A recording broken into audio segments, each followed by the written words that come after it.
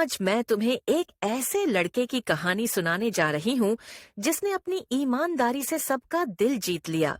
ये सिर्फ एक कहानी नहीं, बल्कि एक ऐसा सबक है जो तुम्हारी जिंदगी बदल सकता है। तो चलिए इस कहानी को सुनते हैं। बहुत समय पहले की बात है। घने जंगल के किनारे एक सुंदर गांव था जिसका नाम नूरनगर था।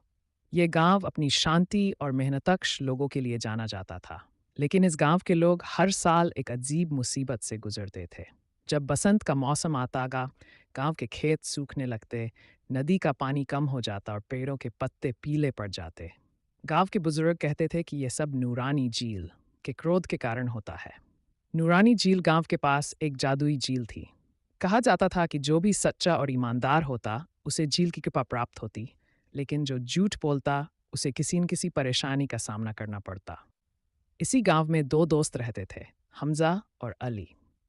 दोनों की उम्र 12 साल थी और वे साथ में खेलते, पढ़ते और घूमते थे। लेकिन उनमें एक बड़ा अंतर था। हमजा ईमानदार और दयालु था, जबकि अली चालाक और स्वार्थी था।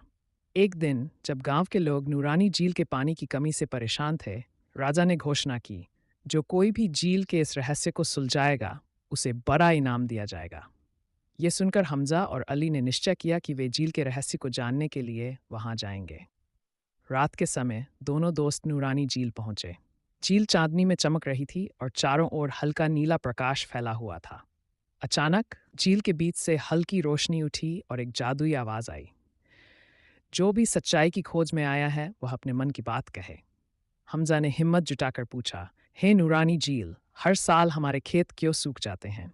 झील से आवाज आई, जब लोग झूठ बोलते हैं, बेईमानी करते हैं, तो प्रकृति उनसे नाराज हो जाती है और उसकी कृपा उनसे दूर हो जाती है। हमजा ये सुनकर चौंक गया, लेकिन अली हंसने लगा। ये सब सिर्फ कहानियां हैं। असली कारण सूरज की गर्मी हो सकती है। इतना कहते ही झील में हलचल मच गई और अचानक झील से एक दिव्य आकृति प्रकट हुई। अली, तुम्हारे मन में छल है। यदि तुम अपनी गलती नहीं सुधारोगे तो तुम्हें इसका दंड मिलेगा। अगली सुबह हमजा और अली राजा के दरबार पहुंचे। हमजा ने राजा को झील की सच्चाई बताई, लेकिन अली ने झूठ बोलने का फैसला किया। अली ने राजा से कहा, महाराज, झील का पानी कम होने की असली वजह जादू नहीं, बल्कि मौसम में बदलाव है। राजा ने प्रसन्न होकर उसे इनाम देने की घोषणा की। लेकिन जैसे ही अली इनाम लेने आगे बढ़ा, अचानक एक तेज हवा चली और वह जमीन पर गिर पड़ा। राजा ने गुस्से से पूछा, क्या तुमने सच कहा था अली? डरते हुए अली ने कबूल किया, नहीं महाराज, मैंने झूठ बोला था। राजा ने कहा, झूठे व्यक्ति को कोई इनाम नहीं मिलेगा। सच्चाई की रक्षा करने वाले हमजा को ही इनाम मिलेगा। गांव के लोग झील की सच्चाई को समझ गए और ईमानदारी से जीने का प्रण लिया। धीरे धीरे नूरानी झील का पानी फिर से भरने लगा। खेत हरे भरे हो गए और गांव में खुशहाली लौट आई। अली ने भी अपनी गलती मानी और सच्चाई और ईमानदारी का रास्ता अपनाया।